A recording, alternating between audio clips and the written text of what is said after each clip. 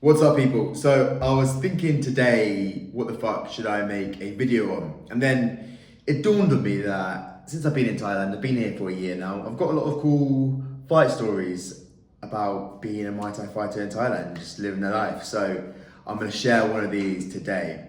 Now this was maybe my toughest mission, possibly in my entire life, to be honest. So I went to Cambodia a couple months ago in March, it's now May, and I went without a coach. So a bit of backstory on this. About a week earlier, I had a fight. I won by second round KO, leg kicks. It was my second win in a row by leg kicks. So I was on a little bit of a streak. Started the year well, and I think it was a Saturday. So I was hitting pads with my coach, and he was like, "Isaac, you want to fight Cambodia?" And I was like, "Yeah, I guess." And then he was like, "How much do you weigh?" And I was like, "I don't know." He's like, "Weigh yourself." It's like 74. He was like, okay. Can you fight 68 kg? And I was like, no way. Because this was for the next weekend. I was like, no way. He was like, 69? I was like, yeah, fuck it, why not? So he called the promoter, and then I think there was some negotiations about the weight, and I found out on Monday that I was going to Cambodia to fight at 69 kg. But the catch was I'll be going alone, so no coach. And now this is a very tough mission for me because I'd never fought internationally. It's only my, I think, 8th fight. And to fight without a coach, yeah, it was a big deal for me. So the rest of the week, I just cut weight, didn't really train. I was just focused on cutting weight. So I didn't really train for this fight. So I arrived in Cambodia. To get there, I took a overnight bus from Chiang Mai to Bangkok and then flew to Cambodia. And the entire time I was on the bus, I was cutting weight and water loading. So water loading is essentially when you drink a lot of water and then you piss it out, and then just for the way in, you stop drinking water, but you keep on pissing out. So I was on this overnight bus from Chiang Mai because the promoter would only pay for a bus. And I was just like having to piss every fucking 10 minutes. The guy next to me was getting stressed. He was like, what's this fucking foreigner doing? I got the overnight bus to Bangkok and then flew to Cambodia on the Thursday. So I arrived on Thursday afternoon. The weigh-in was Friday morning. So I basically got off the plane and just like started cutting weight. And now this was a tough weight cut. It was the lowest I'd ever fought at. And I think flying and traveling just takes a lot of energy out of you. And I think it definitely causes some fluctuations in the weight. So I think I arrived at about 72.5 kg. So I had like 3.5 kilograms to lose. So I just put the sweatsuit on, ran around this massive stadium in Cambodia, and was completely by myself. Like the promoter was not looking after me at all. It was just like a complete solo mission. And yeah, man, it was hard work. It was like 40 degrees. I hadn't eaten all day. I was just sweating in the sweatsuit. Go on the sweatsuit, go back to my hotel, lie on the floor, like rub ice in my face. And then go back out again, and yeah, man, it was hard. I went to the sauna, dying. I was absolutely dying. I woke up in the morning, and I still had about 0.5 to go, so I sweated back on, went for a run, and then it was time to weigh in. The promoter told me to go downstairs and be in the lobby at 8 a.m. I was there. I'm waiting. No one's come for me. 8:15, no one's coming. 8:30, no one's coming. So I'm like, I'm about to die. So I text my coach who's in Chiang Mai. He doesn't speak English. Normally, like I put it in translate. I just couldn't even, I didn't have the brain power to like use Google Translate. I just messaged him in English being like, just call someone, I'm gonna die. And he didn't reply, so I said like Isaac equals skull face emoji, and that seemed to got the message because someone came in and saved me. So I weighed in, and I actually weighed in 0.5 kg less than I needed to, because it turns out my scales were broken. I took the scales from the gym. So yeah, that was tough. So then weighed in, and the promoter took me for some rice and chicken, which was a bad idea because you shouldn't eat a full meal straight after you weigh in. You should focus on liquids first, and then like fast carbohydrates like white bread and jam, what else? Chocolate, like smoothies, like really like high sugar, aggressive carbohydrates, and then you transition on to a full meal. So the full meal fucked up my stomach, so it was just not going good for me. Now the rest of the day, this was the Friday, and at the weigh-in, I bumped into these two guys, and they were commentating on this massive event that night. They're like, "You want to come?" And I was like, "Yeah, I want to come. Fuck yeah, let's do this." So I went with these guys on the Friday night to this huge Kun Khmer event. So Kun Khmer it's the same as Muay Thai, but it's the Cambodian version. I'm not going to get into like the politics between these two martial arts because there's a lot of beef about like who created which one, etc. Almost say like it was a really great event. There was maybe like 10 to 15,000 people there or some shit like that. Outdoor, yeah, it was crazy. And these two guys were commentating on the event, and so I got to sit next to them, like so I had literally ringside seats. This like mad event, and yeah, man, it was really good. There were some fights for, I can't remember how much money it was, but it was a big amount of money for Cambodia. So these Cambodian fighters were going crazy for it. They had a couple French fighters fighting Cambodian fighters. Yeah, it was a good fight. And there was also this French fighter fighting this Turkish guy. And in round one, the French fighter elbows the Turkish guy and he starts bleeding. And he's like, "Nope, not fighting." Fight stops. I go backstage, and the French guy is like arguing with the promoter, the Turkish guy is arguing with the promoter, he's arguing with the French guy. He said that he agreed with the promoter there'd be no elbows. And obviously, Kun Khmer, same as Muay Thai, elbows is a big part of it. So he was just going on about no elbows. Everyone was like looking at him like, who is this guy? And yeah, I mean, what can you do? He lost. He got his money, and then he came with us to the event, but the guys who were with were like, they're just like, let's just fucking leave him. Someone else can take him home. So he did. And it turns out, on the car back, I was chatting to the commentators, and one of them was just like, it seems like he had personal beef with Chattery, the guy from One Championship, because he was talking about it, and I was like, how the fuck does he know him? And it turns out he was the founder of, what's it called? Fight Circus. So that's like a promotion that does like, I guess like gimmick martial art fights. So there'll be like 3 dwarfs versus like 1 guy or some shit like that. Anyway, so you'll probably seen his stuff on Instagram. So I was like, damn, because he's big time guy. So that was a Friday night. Ended up going to bed quite late, which was dumb but unavoidable because I mean we came back from the show, and yeah, that was a really great experience. And then the next day was fight day.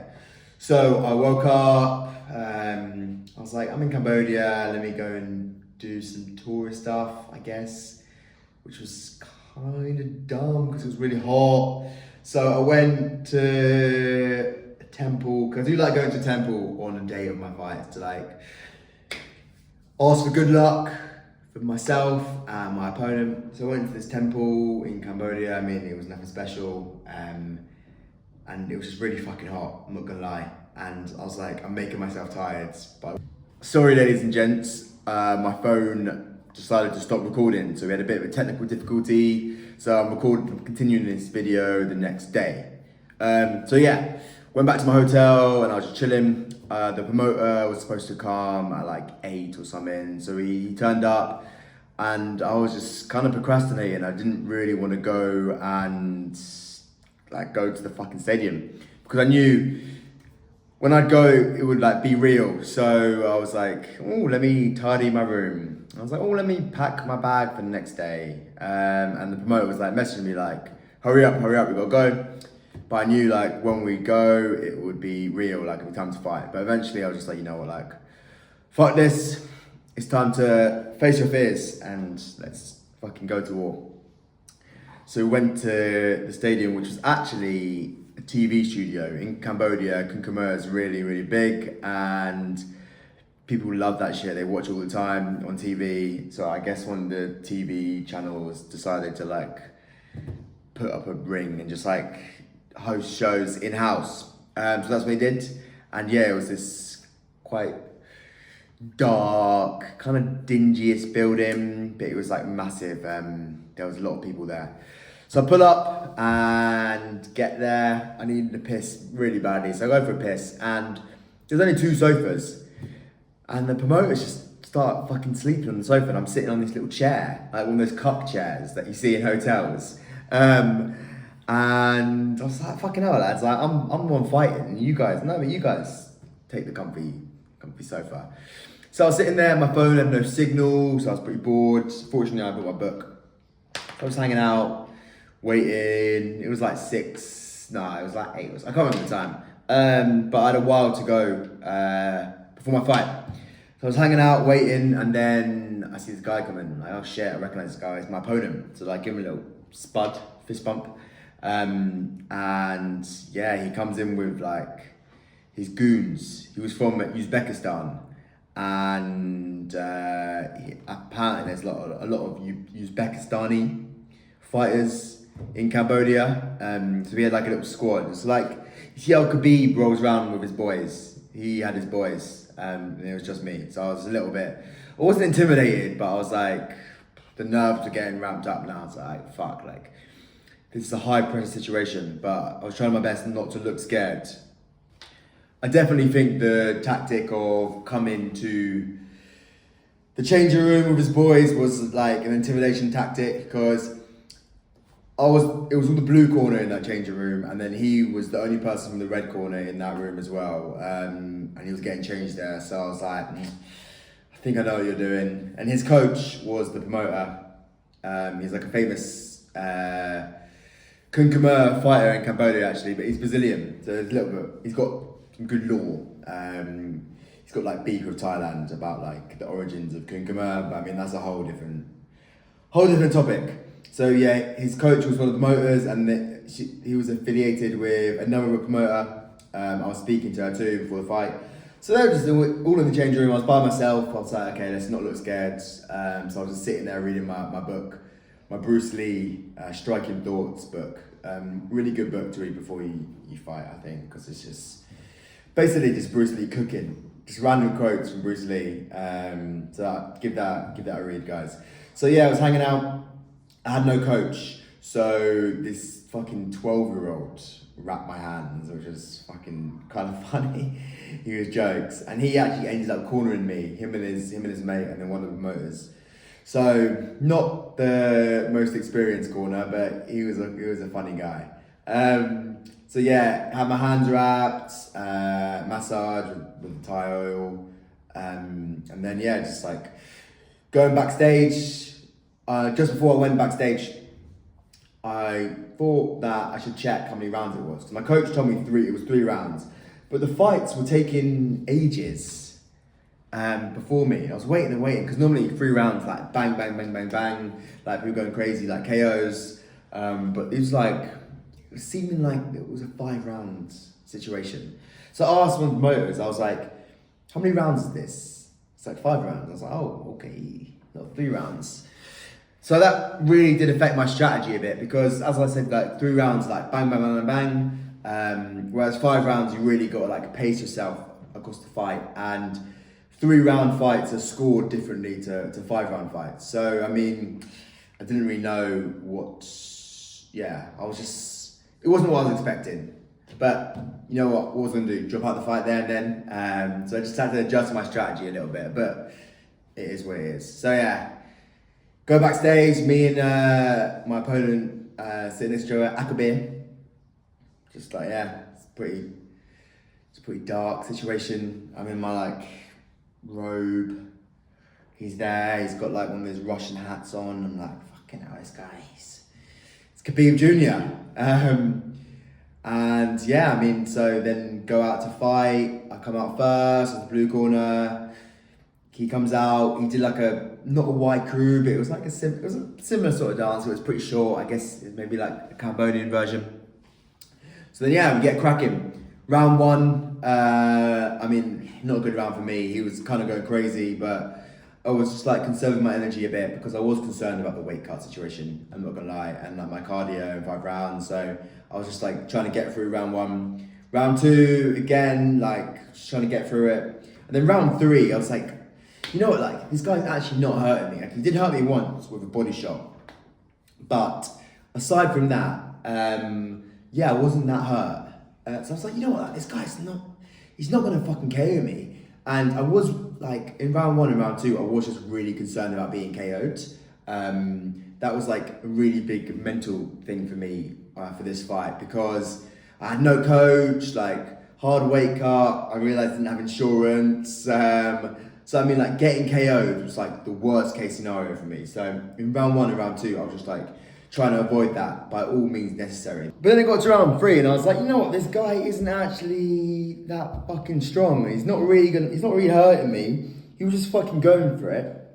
And yeah, okay, he hurt me at one point with like a right hook to the body, like got it nice and deep. But aside from that, like, yeah, I was like, you know what, this guy's he's my equal in here. I'm not scared of him. I'm not gonna get KO'd. Like, I can actually fucking try and win this thing. So my mentality switched from like not trying to lose, not trying to get KO'd to like trying to win. So round three, I really like turned it up. I started pressing forward a little bit, like hitting him with low kicks, some boxing combinations. So round three, like I won quite convincingly. Round four, same again. And now like I was actually embarrassing him. Like he was like loading up with like really hard low kicks. I was just like moving out the way. Something like that, and the crowd were like cheering me, and I was like, shit, maybe I'm actually winning. And I asked my corner, I was like, am I winning? And they didn't fucking know. They were like, yeah, and I was like, okay, cool. So in round five was a bit of a weird one because we were both exhausted, we were both really tired. And at one point he was like looking away, like just like that, like mid-round, and I was like, bam, bam. With like no technique because I was really tired as well. So they got to the end of the fight, and to be honest, I didn't know if I'd won. Didn't know if I'd lost. I thought I'd won, but obviously you got to like put your hand up, like yeah, I've won. And it was a draw. So I mean, I guess fair enough. I understand why it was a draw because I did spend like a lot of the fight going backwards, especially at the beginning. But I turned up in the fourth round. So yeah. Fight was done, went into the back. I was like, I couldn't walk because my fucking shin was like in just severe pain. And his leg was all chewed up. We took a photo, we were chatting. He said he actually followed me on Instagram before the fight, and I was like, damn. He'd seen me dying when I was cutting weight, and he said his coaches sent it to him. I don't know how they got it. So yeah, and then got paid $600, which I mean, not that much money, but good for fighting, especially for me, for my 8th fight. So I guess I was happy with that. All in $100 bills. So drive back to the hotel with the motor, but they go on some random side quest to pay someone. I'm dying now. The adrenaline's like worn off, so my shins are like in a lot of pain. So I'm like, lads, like, can you just fucking get me an Uber back or something? And then get me an Uber. He's like, you only here? I was like, nah. So he ordered me a pizza, which was nice of him. So yeah, went back, just died in my hotel. Flight back to Thailand was the next morning, so like no time to chill and enjoy Cambodia. Got back to Bangkok and they were like really like tough on me when I got to immigration. They're like, why do you have an education visa? And I was like, because I'm learning Thai. He was like, are you? I was like, yeah. And and they like start speaking to me in Thai. And at this point, like I had a fucking fight night before. I was in a wheelchair because I couldn't walk, so they're like, "Do you want a wheelchair?" And I was like, "Yeah, give me a wheelchair." So I was not in the fucking mood to do like a Thai language test, but it was looking like that was my fate. So they like wheeled me over to this place in immigration in Bangkok to do a Thai language test, and then there was a queue. And the guy was like, "Why are you in Thailand?" And I was like, "Pen Nak Muay," which means I'm a Muay Thai fighter in Thai. And he was like, you know what? Just come through. I'll stamp you. He stamped my thing. No interview, which was good. And then back to Chiang Mai. Yeah, it was nice to be back. At one point, I was a little bit scared to go and face my coach, so I didn't go to the gym for a couple of days because I thought he'd be annoyed at me that I didn't win. Like, I don't know. I thought that he'd be annoyed that like I wasn't going forward, because he knows that's how I normally fight, like forward.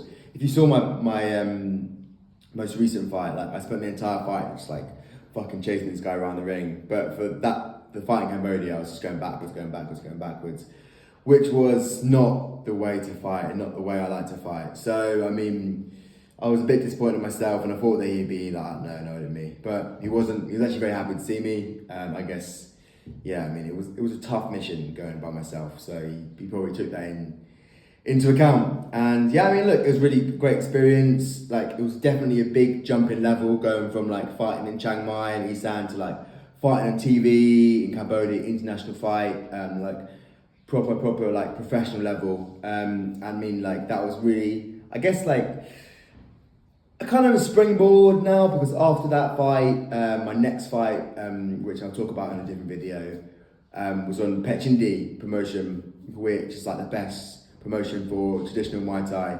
in Thailand. So I mean, yeah, it was a good level jump for me, and then like now I'm just like on like a bigger level, a better level. So yeah, it's been really good for my career, and yeah, I mean, stay tuned for the next Yap Fest. No technical difficulties next time. So yeah, catch you next one, guys. Subscribe to my channel. See you.